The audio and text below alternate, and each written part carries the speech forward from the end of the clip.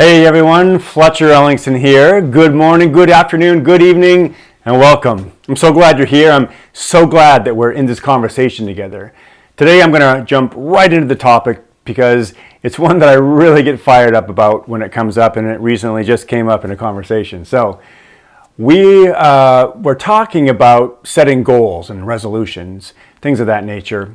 And I asked this woman if she ever set goals or targets for herself, and she responded, "I don't do that. I don't make goals and resolutions." And I said I was curious as to why she doesn't, and she quickly stated, because it doesn't work. She's tried it in the past, it didn't work, she said. I wrote down the goals, they didn't happen. And besides, she went on, I know what I want in my mind. I know what I need to do. And when I asked for some examples, she offered extremely vague and ambiguous answers. Do you know anyone who has this take on goals or resolutions? Maybe even you. Have you ever thought this way? Do you feel that way now? We're going to break this down. We're going to break down what this belief system is, because it is at the core of what stops us from taking action. This belief system is what keeps us from getting into the game. This belief system is what keeps us on the bleachers, a spectator of life, left wishing we had an exciting life, envying or even being jealous of the others that we're watching. It's what keeps us small instead of living life like the powerhouse that we are. This belief system is so powerful that it blinds us to what is real. The way it blinds us is by creating in our mind an alternate reality, which looks so real that our mind and body respond to it as if it is real. I know that sounds wacky, but just stay with me. We begin making decisions based on this alternate reality. This belief system ultimately prevents us from moving forward in life. It arrests our development. It leaves us at a standstill in regards to any growth. And we end up living a life that is far from fulfilled. Now, many describe this feeling as hollow and depressed and wishing for more, wondering if there is more to life, but ultimately concluding that there isn't. And even if there is, it would be out of reach, and it would be just for other people, other people who had what it took to make it happen. So, or people who were born with more discipline, or with more willpower or ability, who are born with something special. This belief system is a life sucker and a dream killer. So what is it? Well, let's take a look at the statement that the woman made. She asked why she doesn't, when I asked her why she doesn't set goals or write them down, the response was because it doesn't work. Ouch. First of all, that can't feel good. You see, you've been told that writing down goals is how to make them happen. But what happens if you write them down and they don't happen? That just doesn't feel good. How many people feel like this? They may actually believe if they write down their goals that it's supposed to come true, supposed to happen, supposed to manifest somehow. How would it feel to find out that's not how it works? So people are left with an actual belief system that writing goals doesn't work, doesn't have any value.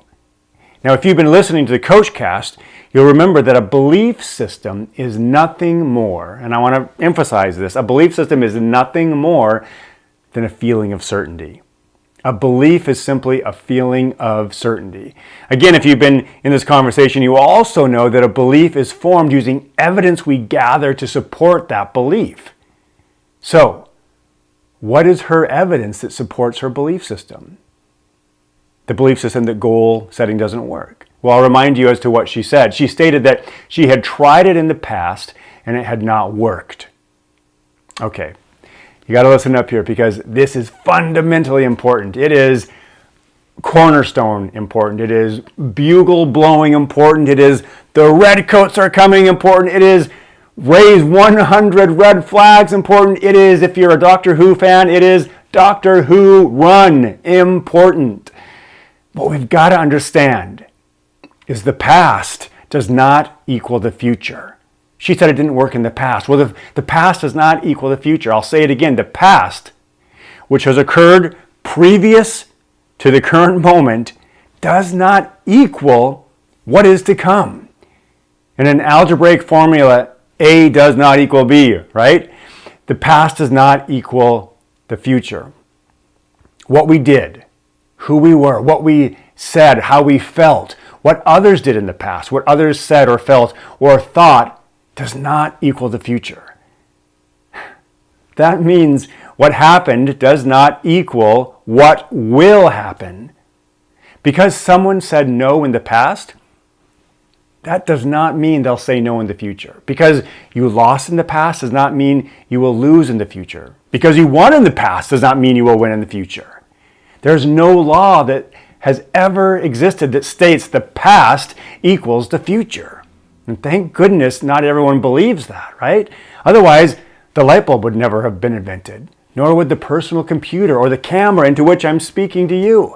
Thank goodness my mom didn't believe this about me. She gave me multiple attempts to learn to walk and talk and learn to ride a bike, right? She didn't just cut me off after I tried the first time and didn't learn to walk, right? She didn't think that the past was going to equal my future. She said, oh, he didn't learn how to walk yet. He'll learn after trying again and again and again in the future. Thank goodness my teachers didn't believe that I was hopeless. They gave me multiple tries to learn and to add and to learn to add and subtract and learn multiplication. Actually, this is a good example. I had a hard time in math. In fact, I cheated in math, most of my elementary and junior high and my freshman and sophomore year in high school. I cheated because I did so poorly in there, and I was caught up in the past does equal the future, that I'll never get it. And so my senior year of high school, I decided I don't want to finish my high school career like this, a cheater. I want to learn this stuff, and I can do it. And there was one teacher in that high school who taught math, who taught had a different method of teaching. And he took time with every single student, every class period. He would go around to every single class and say, do you have any questions about this? He would do as many problems on the board as you wanted. And he never skipped steps while he was explaining them. He didn't care if he did all of the problems on the board. It wasn't about like, hey, you have to go home and suffer with this. He wanted you to learn this. And guess what I did? I think I got an A- and maybe a B+ in that class. It was just basic algebra. I went back and took basic algebra. But I was so proud. And I realized, man, the past doesn't equal the future.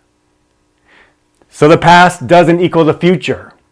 Well, then people are sure to ask me, well, how come the past seems to repeat itself over and over and over again? Why do I lose the weight only to gain it again, over and over and over again? Why can't I save money and get out of debt? Why do I go into debt again? How come he left me just like the last time?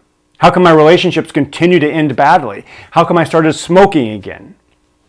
If the past doesn't equal the future, how come I keep getting turned down for the part or the job or the loan? How come I keep losing at the game of life?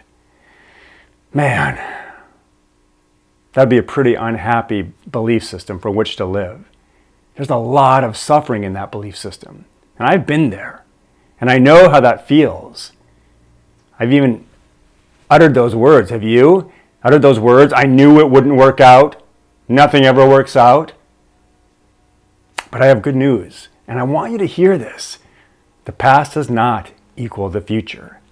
However, you can absolutely recreate very similar past results which give you a future into which you live, which looks, feels like, smells like the past.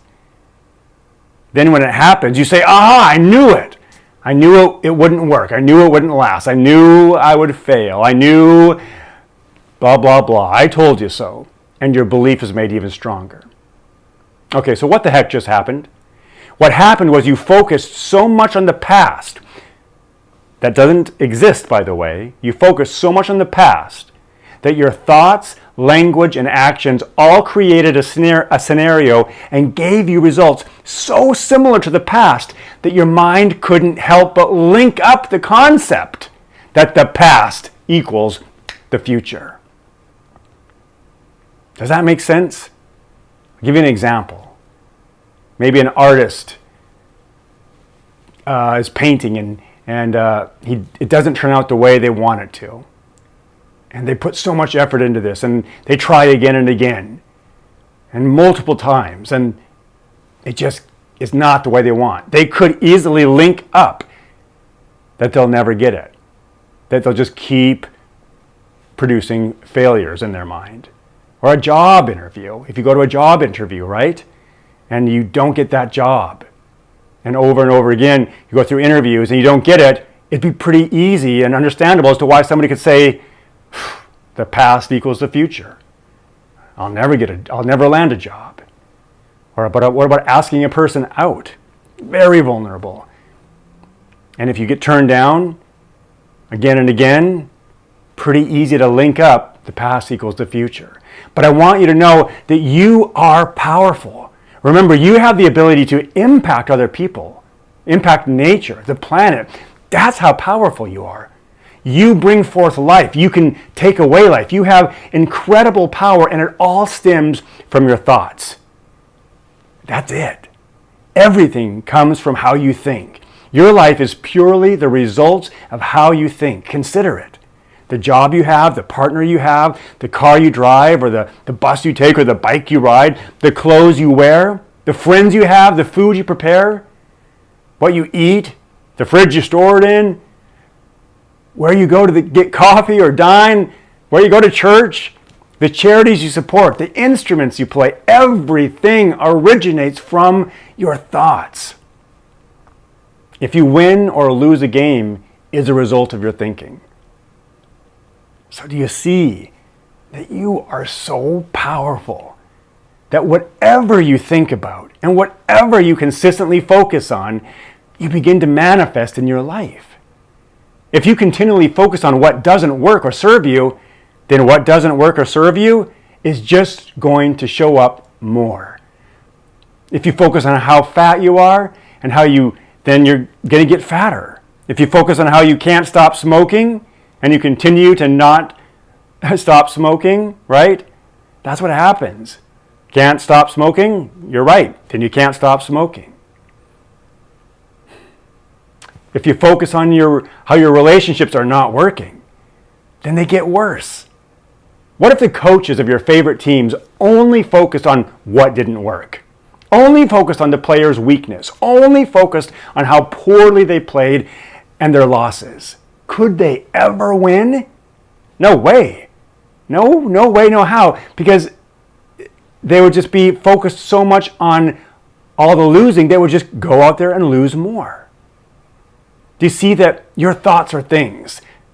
They're actually things, and they're so powerful. They influence the language that comes out of your mouth and influences your decision-making and actions and ultimately give you your present and future. Now, once you recognize this is your belief state, you have taken the first step. Now, how do you change it? How? Well, it's the same way it was formed, the same way it got formed. Only you weren't paying attention to that that belief state when it was formed, because beliefs are one of the unseen forces. So now we have to collapse that belief state and replace it with another. So you begin doing this by literally writing down a new belief state. For instance, my financial situation is improving daily. I consistently create value and I live a life of abundance. Money flows into my life regularly. Wouldn't that be a cool belief system to have? You write it down. Or, I'm intelligent, resourceful, and always in action. Good things constantly come into my life. Then look for the evidence to support these beliefs, no matter how small. In fact, look for the small evidence to support these beliefs. We frequently are only looking for the big wins in our life, and if we don't see them, then we give up. Well, look for the small wins. You can find plenty to be grateful if you pay attention. Do you have a home? Do you have food to eat? Do you have all of your limbs? Do you have friends? Do you have access to the internet? I mean, if you've got access to the internet, you have access to unlimited knowledge. Count your blessings and develop a gratitude mindset. How long will it take to do this? Well, it's different for everyone, but repetition is the mother of skill. The more you practice it with intensity, the more you'll believe it. and you'll shift your thinking, decisions, and actions, and you'll get new results. You'll get the results you want. I say my incantations regularly. I review my goals regularly. I share them with people, and I get into action daily. I keep it in front of me. Yes, and will there be setbacks? Absolutely. I call them lessons. So learn from them and move on. Your lessons, they're going to be some of your greatest teachers. You know, Winston Churchill said, success is the ability to move from one failure from another without the loss of enthusiasm. Pretty cool. So learn the lessons and move on. And finally, get clear about what you want in your life. Get clear about the amount of money you want to earn.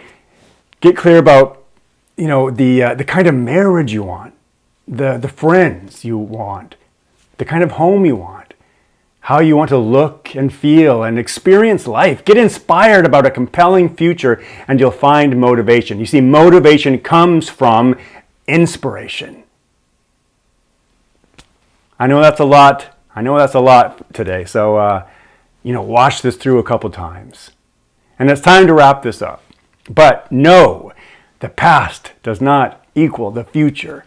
You can create any future you desire. All right? Now, do me a favor and like this video, share it with people who might benefit from it, and subscribe to this channel for new videos. Now it's time to get out there. Be a source of kindness. Be a source of contribution. You matter. You have something to offer this world, and I believe in you.